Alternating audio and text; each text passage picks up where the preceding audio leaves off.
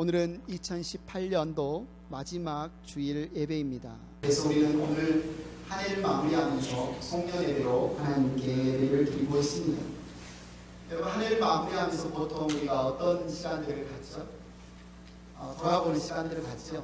올 한 해 나는 어떻게 살았나? 올 한 해 무슨 일들이 있었나? 그래서 TV를 보면 각종 매체에서 시상식을 하기도 하고, 아니면 뉴스에서 2018년 10대 뉴스 이런 굵직한 어떤 사건 사고들이 있었는지, 어떤 일들이 있었는지 돌아보기도 합니다.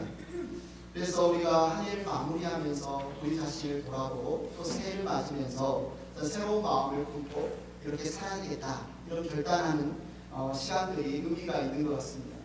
물론 작심삼일이라는 말이 있어서 그렇게 새로운 마음을 품어도 3일 가지 못하는 경우가 있지만, 그래도 이 한 해를 마무리하는 시간, 이 시간만큼은 이제 내일이면 31일이고 내일이 지나면 새해가 되는구나, 그리고 새해는 이제 어떻게 살까, 이렇게 돌아보는 시간이 우리 자신에게 의미가 있는 것 같습니다. 왜냐하면 우리도 결국 이 땅에서 발을 딛고 살아가다가 이 땅의 삶을 마무리하는 날이 분명히 있을 텐데, 그죠? 그런 날들 우리가 미리 연습하고 돌아보는 시간이 아닌가. 그래서 우리가 한 해를 돌아보는 그런 시간이 굉장히 의미가 있는데, 그렇다면 우리는 무엇을 기준으로 내가 올 한 해 잘 살았다, 아니면 무엇을 기준으로 내가 올해 좀 잘 살지 못한 것 같다, 이렇게 돌아볼 수 있을까요? 그 기준이 무엇일까요? 내가 원하는 소원을, 연초에 꿈꾸었던 일들을 다 이뤘으면 내가 잘 사는 것일까요? 아프지 않고 그냥 건강하게 무탈하게 지냈으면 내가 잘 살았던 것일까요? 아니면 작년보다 나의 올해 수입이 늘었으면 그래도 잘 살았네 라고 말할 수 있을까요? 우리는 무엇을 기준으로 비교해서 내가 올 한 해 잘 살았는지 잘못 살았는지 평가할 수 있을까요? 성경은 바로 하나님께서 우리에게 올 한 해 우리가 어떻게 살았는지, 잘 살았는지 잘못 살았는지 기준이 되는 기준으로 주신 말씀입니다. 성경이라는 단어를 영어로 보면 바이블이라는 말은 책 중에 책이라는 뜻인데요, 바이블이라고도 부르고 또 다른 말로 원래 자라는 의미를 가진 캐논, 정경이라고 할 때 캐논이라는 말을 쓰는데, 성경을 캐논이라고도 합니다. 캐논으로 성경을 부를 때 그 말은 진리와 신앙의 척도가 되는 말씀, 그것이 곧 성경 말씀이다 라고 말합니다. 성경은 하나님께서 우리에게 주신 우리의 삶을 재어보는 자와 같습니다. 우리는 성경 말씀을 기준으로 올 한 해 우리의 삶을 재어보아야 합니다.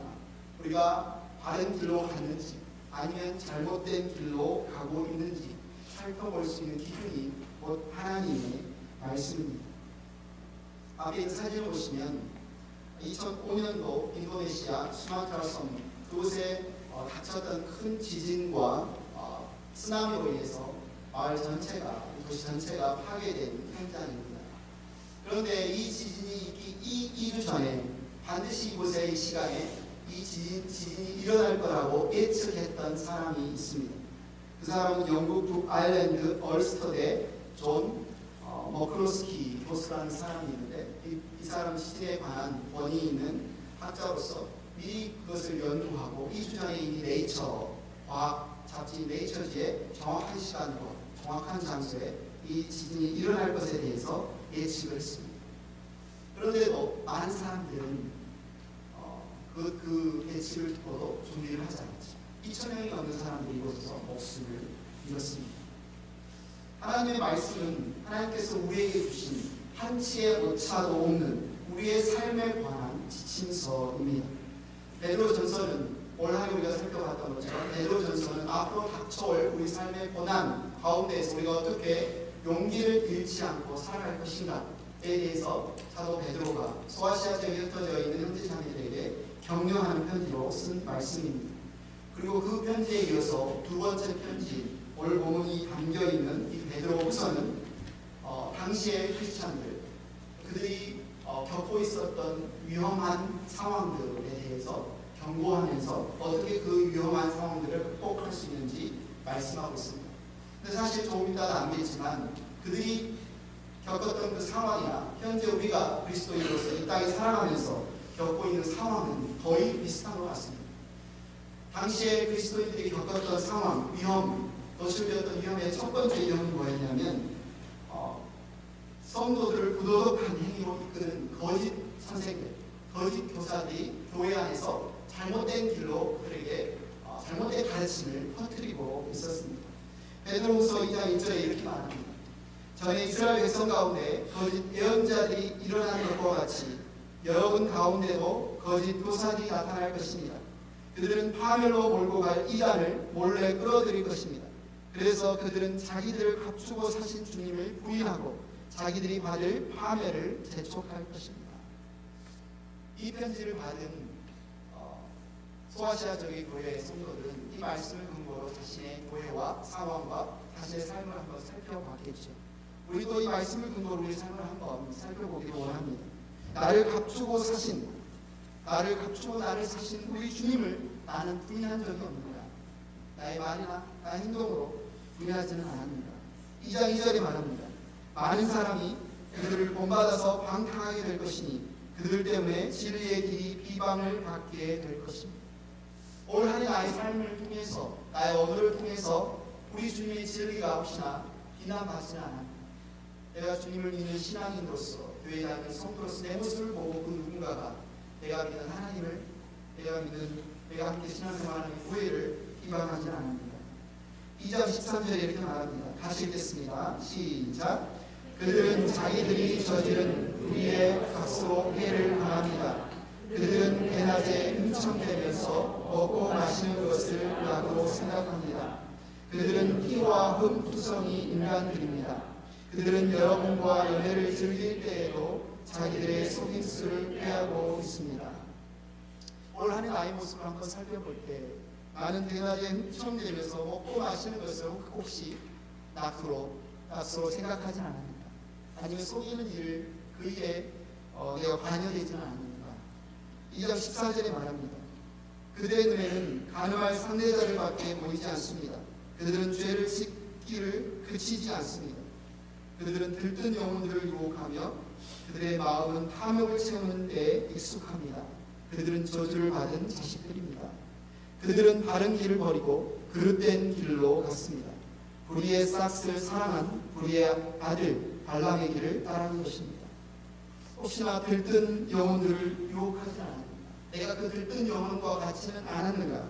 마음의 탐욕을 채우는 데에만 나는 익숙하지는 않았는가? 이 말씀을 읽으면서 우리는 우리의 삶을 한번 비춰볼 수 있습니다. 당시에 그리스도인들이 겪었던 두 번째 위험한 상황은 그런 부도덕한 삶, 이것에 대해서 자신들이 잘못한 것이 없고 당연하다고 주장하기 위해서 당시에 사도들이 이제 곧 주님이 오시겠다고 우리 주님이 반드시 재림하실 거라고 하신 그 말씀에 대해서 반박하면서 조롱하는 사람들이 있었습니다. 3장 3절 4절에 이렇게 말합니다. 여러분이 무엇보다 먼저 알아야 할 것이 이것입니다. 마지막 때에 조롱하는 자들이 나타나서 자기들의 욕망대로 살면서 여러분을 조롱하여 이렇게 말할 것입니다. 그리스도가 다시 오신다는 약속이 어디 갔느냐? 조상들이 잠든 이래로 만물은 창조 때부터 그러하였듯이 그냥 그대로이다.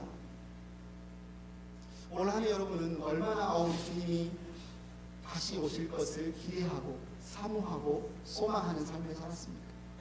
아니면 올 한해 역시 작년처럼 그대로 그냥 쭉 진행이 될 거야. 우리가 발을 딛고 살아가는 이 세상은 흔들림 없이 견고하게 서서 예전과 같이 그냥 그대로 쭉 진행이 될 거야.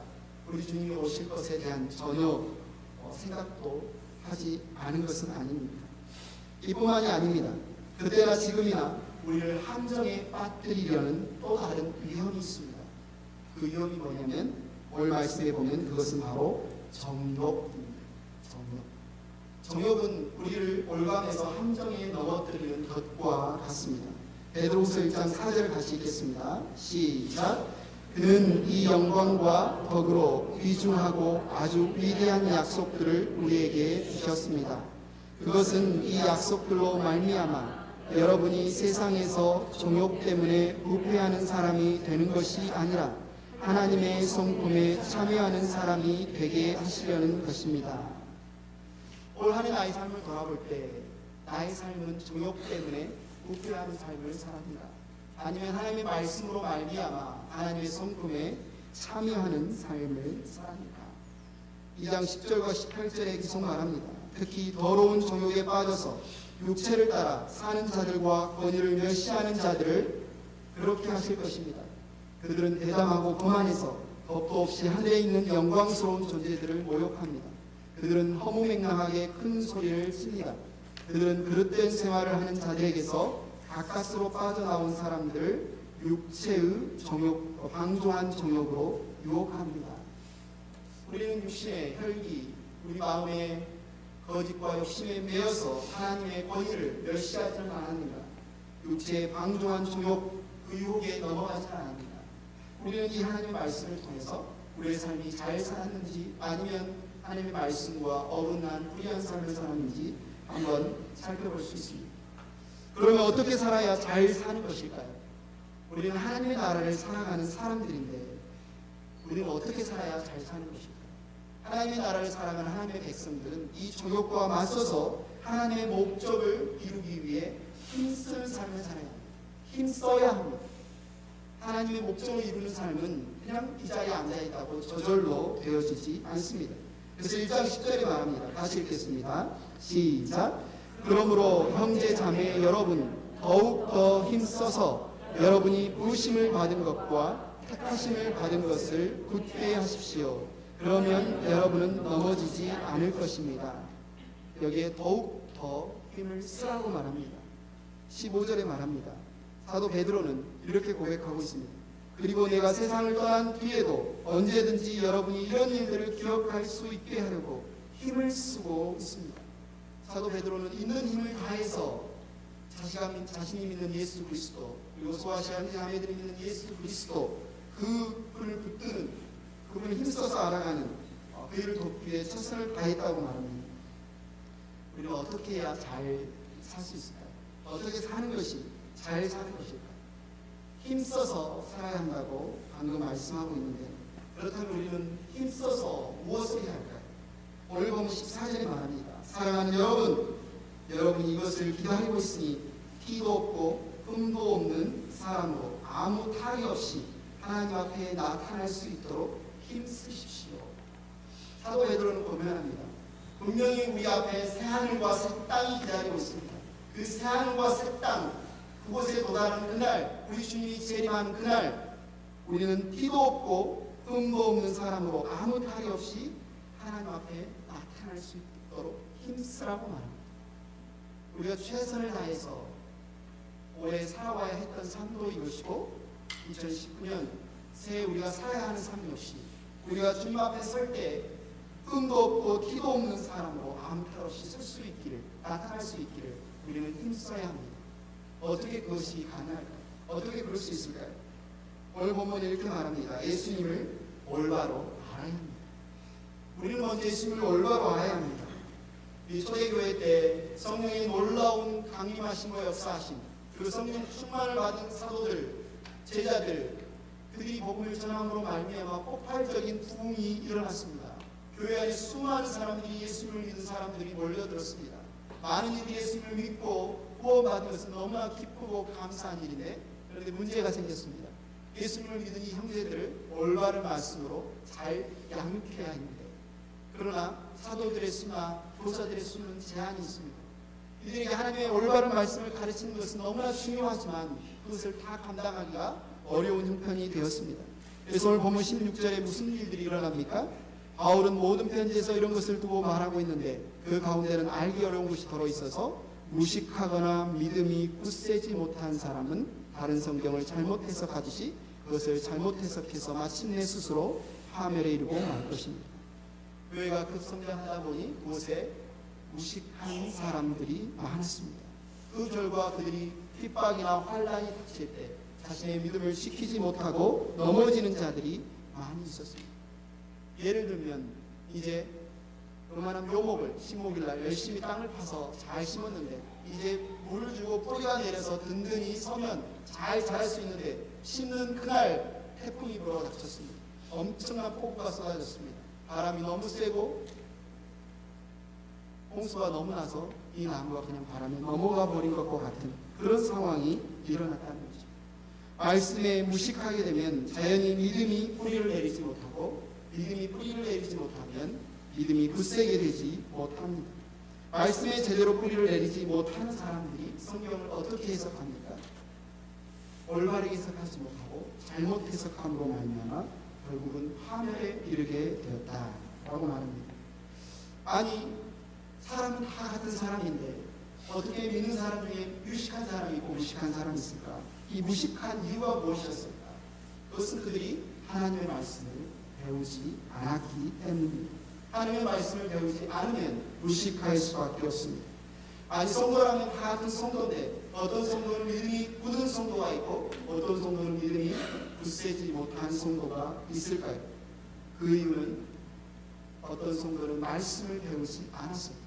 그 말씀에 믿음의 뿌리를 내리지 못해서 믿음이 굳세지 못했던 것입니다.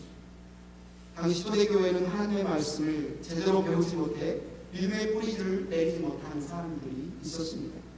이 사람들이 유혹을 만날 때 유혹에 빠지게 된 그 이유는 바로 말씀을 배우지 못했기 때문에, 말씀을 배우지 않았기 때문에, 무식했기 때문에, 믿음이 뿌리 내리지 못했기 때문에, 믿음이 굳세지 못했기 때문에 그들은 유혹과 환란이 있을 때 그들은 넘어질 수밖에 없었습니다.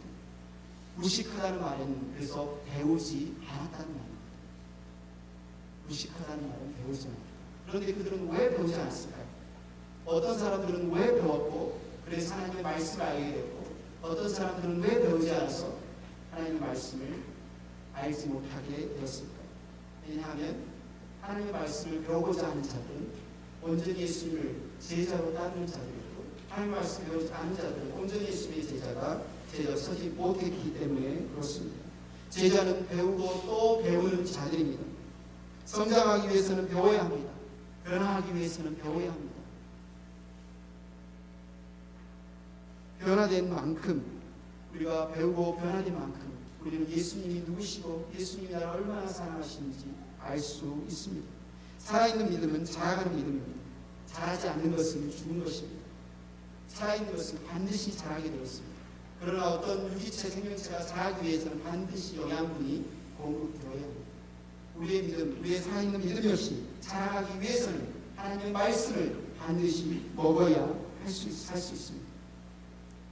지금 알고 있는 예수님으로 만족하지 않고 우리는 끊임없이 예수님을 더 알기를, 그것도 올바로 알기를 추구해야 합니다. 저와 여러분 모두가 예수님을 더 알기를 축원합니다.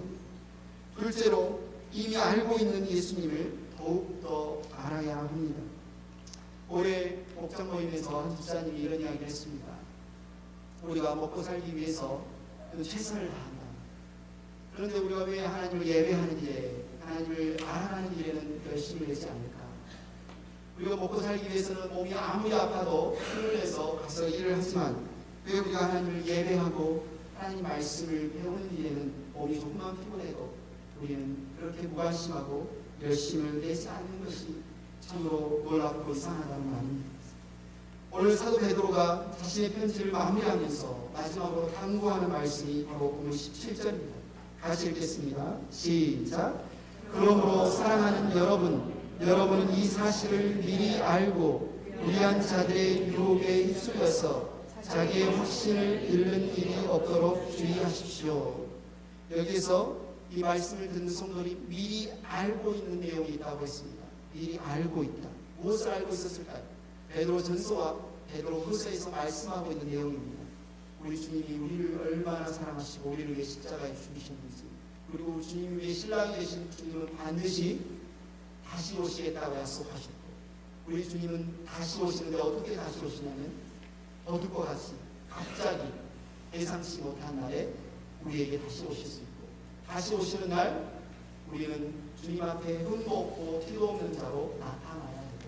하지만 이런 우리의 소망과는 달리 사탄은 끊임없이 우리를 유혹하고 미혹해서 우리를 넘어뜨리려고 하고 있다는 사실, 이 사실을 우리는 미리 알고 불의한 자들의 유혹에 휩쓸려서 자기의 확신을 잃는 일이 없도록 주의해야 합니다. 우리가 예수님을 알고 더 알아야만, 우리가 예수님을 알고 있고 아는 예수님을 더 알아야만 우리는 확신을 잃지 않고 바로 설 수 있다고 말하는 것이죠.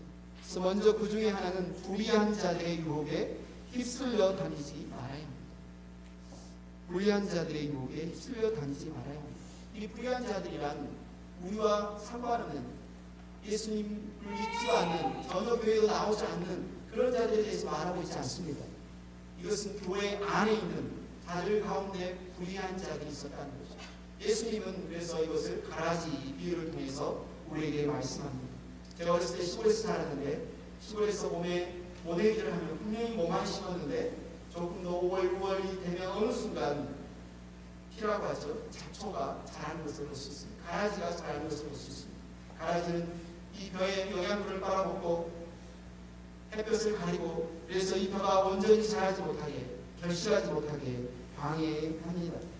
마찬가지로 가라지와 같은 불의한 자와 함께하면 우리의 믿음은 올바로 성장할 수 없고, 때로는 그들에게 휩쓸려서 우리의 올바른 믿음마저도 잃어버릴 수 있다라고 말합니다.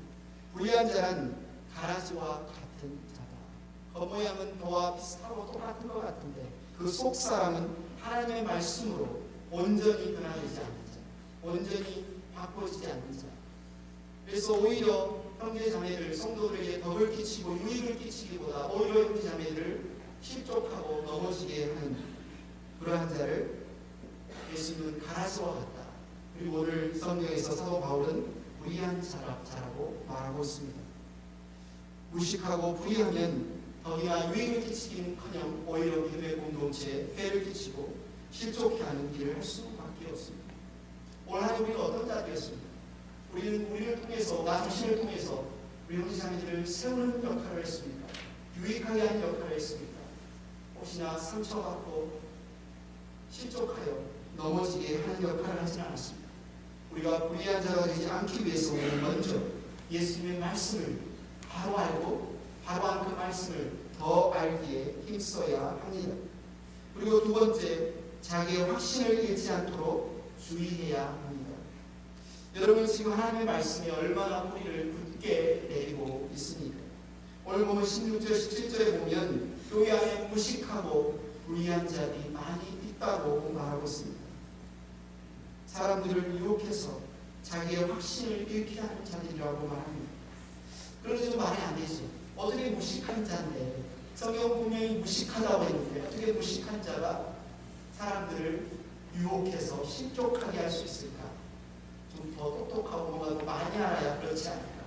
그러나 성경은 그런 자들을 무식한 자라고 말하는데, 예를 들어서 하나님의 말씀에 무식한 것이 아니라 하나님의 말씀에 무식한 자들은 하나님의 말씀을 잘못 해석하고 잘못 알아서 이단에 빠지거나 이단이 되어 사람들을 유혹하고 실족하는 경우가 있습니다. 이단은 하나님의 말씀에 대해서 무식하기 때문에 이단이 되는 거죠. 또 어떤 사람들은 하나님의 말씀을 보지도 않고 기도하지도 않고 그냥 말하고 행동함으로 말미암아 그들은 자신의 말과 행동을 통해서 이렇게 강하게 외치는 것입니다. 나를 봐라. 그렇게 열심히 신앙생활을 하지 않았다. 그냥 이 정도로 신앙생활을 하면 되지. 뭘 그렇게 유난 떨면서 그럽니다. 신앙생활을 오래 했다고 하면서도, 교회에서 어떤 직분을 맡고 있다고 하면서도 우리가 이렇게 행동한다면, 이렇게 말한다면 우리는 어쩌면 무식한 자이고 불의한 자일 수 있다는 거죠. 교회 안에 이렇게 무식하고 불의한 자들이 많아지면 어떤 일이 일어날까요? 예수님께서는 요한계시록 2장 3장에 보면 소아시아 교회 7교회에 대해 책망받는 교회가 나옵니다. 그 중에 에베소 교회는 처음에 예수님을 그렇게 뜨겁게 사랑했는데 지금 너희는 그 첫사랑을 잃어버렸다라고 책망받습니다. 사대교회는 너희 교회가 사람들에게는 칭찬받고 사람들에게는 살아있는 교회라고 그렇게 유명하지만, 겉은 먼지를 하지만 사실 너희는 죽은 교회다라고 책망받았습니다. 라오디아 교회는 언제 어느 순간인지는 모르지만 차지도 않고 덥지도 않은 미지근한 교회가 되어버렸다라고 책망받고 있습니다. 사랑하는 행복한 교회 성도 여러분, 하나님의 말씀을 알지 못하는 것이 무식한 것입니다. 하나님의 말씀을 벗어나서 어긋나서 내 마음대로 사는 것이 불의한 것입니다. 우리 모두가 예수님을 더욱 알고 예수님의 말씀을 더욱 알기를 축원합니다. 셋째, 예수님에 대한 지식과 은혜 안에서 자라가시기를 바랍니다. 본문 18절을 같이 읽겠습니다. 시작. 우리의 주님이시며 구주이신 그리스도 예수에 대한 지식과 그의 은혜 안에서 자라가십시오. 이제도 영원한 날까지도 영광이 주님께 있기를 빕니다. 그리스도 예수께서 누구라고 말합니까? 그리스도 예수께서는 우리의 주인, 주님이십니다. 그리스도 예수께서는 우리의 구원자, 구주이십니다.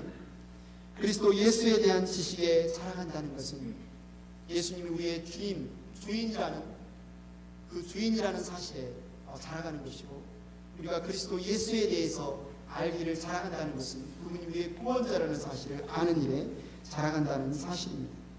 오병이어 기적 잘 아시죠?